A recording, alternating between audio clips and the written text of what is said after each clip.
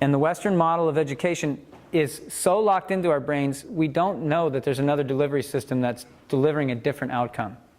You know? And what I'm talking about is not anti-education, it surrounds it. You know, and when you think about it, we really try hard not to use the word school in the work that we do, because if the moment I say school, then you're going to have an expectation of me. The moment I call myself a teacher or you a student, you're going to have an immediate expectation, and I'm not going to meet that expectation because I'm not looking there at all. I am not focusing on that one bit. Because why should I when everybody else already is? You know, it's already everywhere. It's super pervasive. We live in the age of information. We have more information than we know what to do with. We're not short on a lack of opportunity for skills and information, are we? Do you think that's where our deficit is? Got on the internet lately?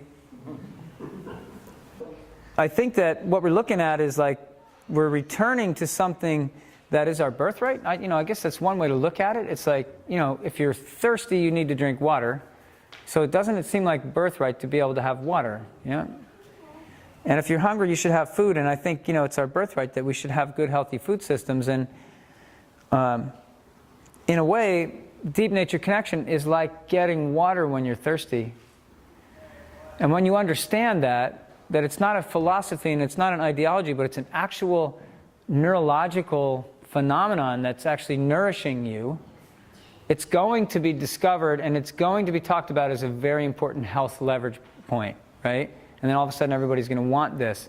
But you can't get to it the way we get to school. We can't get to it the way we recreate, and we can't get to it the way we connect on our own. It requires a delivery system called cultural mentoring, period.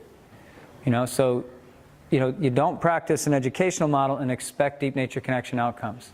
Does that make sense? But that's hard to get across, even though I say this, and I'll repeat it like a broken record, and there's a reason I'm doing that.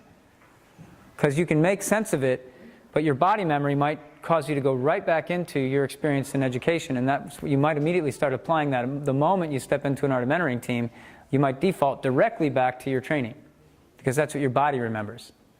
Right? So we have to kind of retrain and open up new possibilities. So if you're interested in that experience, go to the art of mentoring, because you're going to suddenly be in what we call a transformative human reactor based on cultural mentoring, where the energy is so strong that you can't possibly pull it off course. And then your body wakes up. It's like getting a jump start, you know, jumper cables put on you and reactivating your cultural mentoring memory. Like, oh, wow, yeah, I can do this. And by the way, it's really fun. Just so you know, art of mentoring is hilarious. It's really fun. People have a blast. Because every single person is leading, every person is teaching, every person is facilitating, and every person is wondering where the power is coming from, you know.